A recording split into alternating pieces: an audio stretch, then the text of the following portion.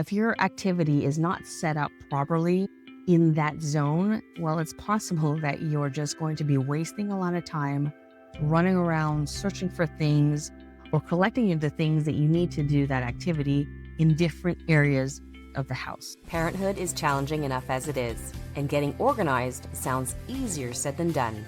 Now, combine these two together, and it's truly a balancing act that many of us struggle with day in, day out. If you're here, it's because you want to know how to get your life and home more organized and structured where the kids are involved too, so that parent life is a little easier and you can focus on what truly matters. Hey there, I'm Dianne Jimenez, owner and founder of One Tidy Place. I created this podcast because I know parents have their hands full. I know this because I have 3 kids of my own. Each week, we'll talk about all things organizing, teaching kids life skills, and contributing to the home, being on the same page with your partner, and raising your kids together while you tidy up, go out for a walk, or just need some real talk. I'm here for you. Thank you for tuning in. Are you ready? Let's do this. Hey there, welcome to another episode of the Organized-ish Parent Podcast. And if you're watching this on YouTube right now, there's a little bit of a different scenery going on behind me because I am actually in the dining room / kitchen area where I'm normally in my home office or studio / my bedroom. Now, because the kids are not home and, it's school time too, I decided to come out here and do my podcast shows in a more open space with natural light coming in. And in previous years, I would always record from my bedroom just because it's away from everyone and the rest of the family can just walk around the house and do what they need to do. So sometimes I've said on many episodes before that I would always apologize for the audio or hearing noises and stuff because my kids or my family were always around the house, around the area. And sometimes you would hear the noise that they're making or like a robot vacuum that's going on in the background. But anyhow, right now they are not home. My husband's not home either, but decided to record this episode out here in the open.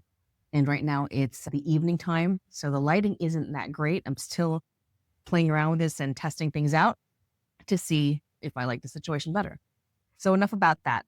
Let's get to today's episode, which is all about zones and improving the flow of your home to make things run a lot smoother.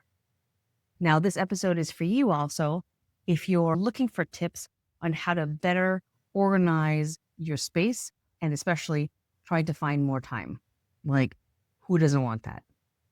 Now, before we start, just want to say thank you so much to all the returning listeners to the show. I really appreciate your time that you take through your day to listen to this podcast episode, whether you're running errands, you're out for a walk, or you're driving home from work.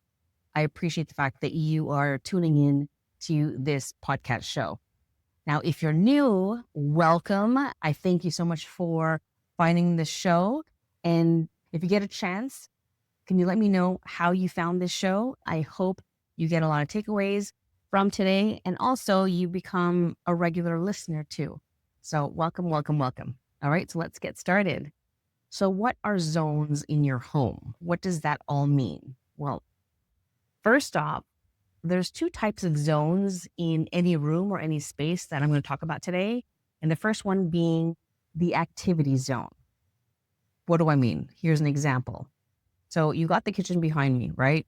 There's a lot of activities that you normally happen in the kitchen, okay? You got your washing, you got your meal prepping station, you have your cooking area and all that stuff, all right? So those activities, you can kind of like group them, label them as zones. I mentioned stations, so it kind of means the same thing, but you have your washing zone, your meal prep and food prep zone. And you also have your cooking zone, right? So when it comes to the bathroom, again, there's a lot of stuff happening there. So you got your face washing and brushing teeth zone. You have your private business zone area. And then you have the tub shower where you have the zone where you bathe, right? You might have a shared space where the kids or yourself will do your hair or your makeup. So there is a makeup hair zone in the bathroom, and it doesn't have to take up the whole space, but it can just be the zone or the area where you do that activity. Now, why are activity zones so important? Well, having a particular zone in the correct area of that room will help to improve the flow of that space, as well as help you work more efficiently in that room. So let's talk about consequences. Now, if your activity is not set up properly in that zone, well, it's possible that you're just going to be wasting a lot of time running around searching for things or collecting the things that you need to do that activity in different areas of the house. Now, here's an example. If I were to do my hair, for instance, and I normally have all my accessories, my hair accessories in the bathroom, but then I have like my hairbrush and my dryer because I dry my hair at night in the bedroom, or that my kid is using some of the products and most of the hair products are in her room. Well, you can see that getting ready in the morning or whenever I have to go out, it's going to take a lot of time because the things that I need to do my hair, they're at different spaces. So then I can't work quickly and efficiently because I have to grab all the other things that I need in different areas of the house. So I'll give you more examples throughout this episode, but let's keep going, okay? So how do we ensure that this doesn't happen? How do we ensure that we are working efficiently in a room? So like I said, the items that you need for that particular activity, they should be around the zone where you're doing the stuff, right? So if I go back to my hair doing activity, if I do my hair in the bathroom because that's where the big mirror is and there's more light there, then it's ideal for like the brushes and the elastics and all the hair products to be in that space. It would also be an ideal place too, if you have a plug there and the storage space for it, is to put all your other hair accessories there, like the hair dryer, the curling iron, and whatnot. So if you have long hair and you normally do your hair, you get what I mean. You understand the dilemma if things are all over the place, right? So it's important that the things that you need, the items that you use to do the activity are close by within a certain distance so that you can be working there as efficiently as possible. Okay. So here's another example. You're in the kitchen and we're making a salad. If the only space for me to prepare the salads are on the island, but the cutting board is on one side of the room and the knife is in another area of the room, well, I have to move in two different spots to get everything together. Now, when it comes to the ingredients to make the dressing and everything, if your oils are in one spot and your spices are in another area, and there's other spices in a different drawer, well, you can see that there's a lot of movement that you're doing just to do the one simple activity, which is preparing a meal. Basically, what I'm saying is the less walking or running around that you have to do, the better it is. Now, this used to happen at my mom's place back before she moved. So we used to live in a semi-detached house. And in that house, we had a smaller kitchen, a lot smaller than this one behind me. And on top of that, we didn't have a lot of counter space. So oftentimes when my mom would be meal prepping, especially big meals, like if we had a party or we had people coming over, she would do a lot of her meal prep at the dining room table. So you can imagine how many times she had to go back and forth from the dining room to the kitchen, even though it wasn't far, but it's still a pain in the butt, right? If you forget something, you're like, oh, I need scissors to open this bag. So you go to the other side, you come back to your station, and you're like, oh, I forgot this. You have to go back to the kitchen, you come back, so it's a lot of movement, but also you got to work with what you have. So ideally, everything would be where we would need it if we had a bigger space, obviously. But a lot of times that's not the case, right? So we got to do what we got to do. But if you can organize your space, place the items that you need close by to the area of where the activity is. Like you're not going to have your drinking glasses and your towels, your drying towels on the other side of the kitchen when all of that stuff happens near the sink. You know what I mean? All right, let's keep going. So I mentioned that there's two types of zones. The first one we just covered is the activity zone. So the activity that you're doing in that room. This next one is called the drop zone. So what is that exactly? Well, I'm going to list a few examples of items that typically get dropped anywhere and a consequence of not having a designated space or specific placement for these items. So let's talk about school bags. Whenever my kids come home from school, and this is a lot earlier too, they used to come upstairs with their school bags and drop all their bags in the middle of the floor between the kitchen and the hallway. I don't know why. It seems to me like, oh, the kitchen's here, my sanctuary. It's time to eat. So they would just drop all their stuff on the floor and head to the fridge or the pantry to grab a snack. So the typical areas for us, especially, is that the kids would always drop their school bags in the hallway here, in the middle of the kitchen entrance. And that's usually a busy path. Another example are jackets and hats. Now, if you don't have a lot of hooks or you don't have enough hooks for the jackets, or you don't have a container or like a bin for the hats and stuff, well, chances are all those jackets are just going to pile up on a chair or on a table. I've seen this before, a coat rack that's just filled with all these coats on top of it. Next, shoes.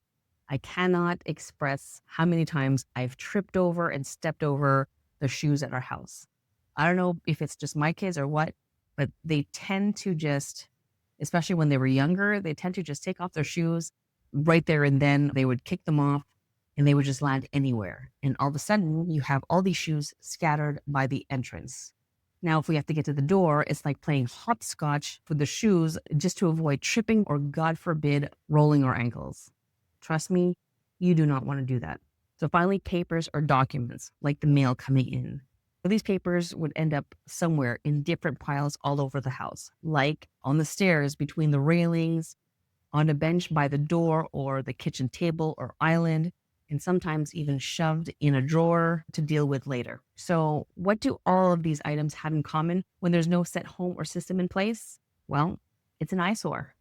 And eyesores to me just adds to the mental load because our brain has to process what it sees, which snowballs into multiple conversations going on up here about each of those items. And all of this is just from looking at the clutter in these drop zone areas every single day. Now, when it comes to your kids and their schoolwork, as an example, it's ideal for the kids to have a designated zone for studying and for doing their work, right? And that it's always in the same place every time. Why do I say this? Well, every time when they walk into the room, they'll know that this is a place for studying and focus work. So for many parents, us included here, in our house, it's tough to get a quiet space unless everybody's gone, just like right now. But that's not always the case because one, our house isn't big enough. And two, the majority of the activity happens in the main floor right here, where the kitchen, the dining room, and the living room are connected. So especially when the kids just started school, the kitchen island here was the place where the homework would happen. For me, it was super convenient because I had one kid doing homework, two of them were still in daycare, so they had space to do some activities that I provide, or they'd find a book or something like that, and they can sit next to their brother while he's doing his homework, and I'm on the other side of the island prepping supper and helping him study and review. So at the time, that's how we functioned for many years. But now, since they're older, we did create a space downstairs, which is, I call it the study office area / storage, because one side of the room is all our storage area, and the other side are their desks lined up on one side. So that's where they do their homework and all their online learning, like their Armenian classes.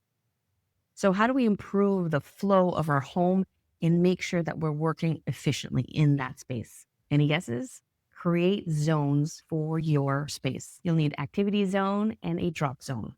So for instance, in the kitchen, like I said, you have your washing zone, your meal prep zone, and your cooking zone, right? And for us, a lot of the paperwork and the documents end up on the island in the kitchen too. So we have to create a drop zone for that.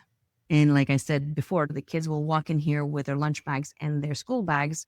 So The drop zone is, yes, still in the kitchen, but I've told them to push it off to the side closer to the wall. And their lunch bags, once they've emptied everything, now have a proper home where they put their lunch bags inside. So to help you establish drop zones for items like these and any other items I haven't mentioned here, number one, you're going to observe in your home where things naturally land. Like I said, the papers for us were on the kitchen island. For you, it could be keys. Some people put the keys at the front entrance. Other people put the keys in a basket, or sometimes the keys will end up in their pockets, right? And in the morning or the next day, it's a big panic because we can't find our keys. So maybe you need to rethink where the appropriate drop zone is for the keys. I had a client once where their kids would drop all their lunch bags on the kitchen island. And they didn't have a very big island, but I knew that the husband was the chef in the house and they had like this butcher block island. So a lot of chopping was happening there and meal prep and stuff. So the kids got used to or were in the habit of putting all their things on that butcher block. And just so you know, from working at an elementary school, these lunch bags aren't always so clean. They don't stay in the kids' school bags or in their lockers. No, they don't. I've seen lunch bags getting kicked and sliding across the room from one end to the other. I've also seen one, and this is when I was at school to pick up my daughter, which I don't always do, but this time I had to.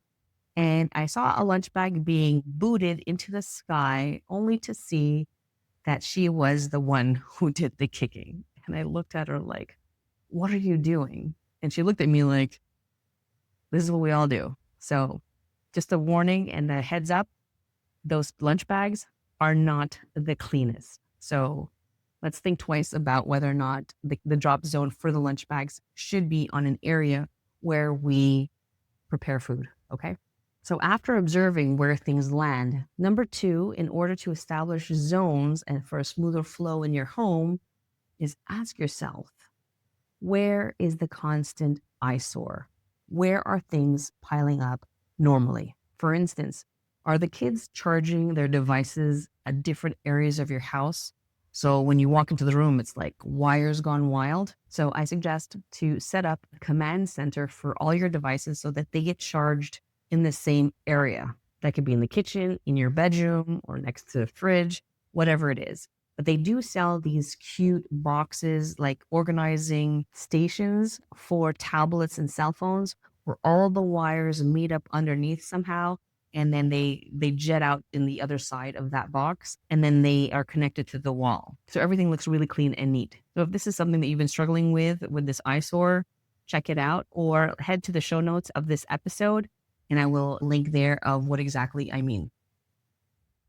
All right, so just to recap, whenever you want to improve the flow of your home and work efficiently in that room, you need to have these two zones established. The activity zone and all the items for that activity nearby. And then you need to have a drop zone so everybody knows what goes in there and that it's out of the way. And that's it.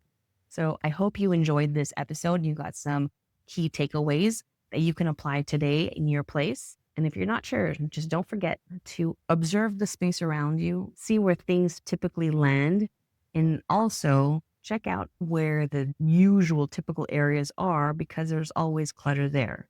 So I hope this episode inspires you to take action or just to do something a little bit different. Maybe it's just to tighten up and find a more appropriate area for one item. If you do that, you're already one step ahead from where you were yesterday. Now, speaking of trying to get organized with the kids around, did you know I have a free quiz that you can take where you can find out your organizing personality? That's right. It's 2 minutes to answer 9 questions and get your results straight in your inbox. These results will help you identify what organizing type you are, as well as give you some tools and tips on how to get organized and even get the kids involved. So if you're at all curious, head to diannejimenez.com/quiz and find out what your organizing personality is today. All right, my friend, thank you so much for listening. I will see you next time. Have a great day. Bye-bye.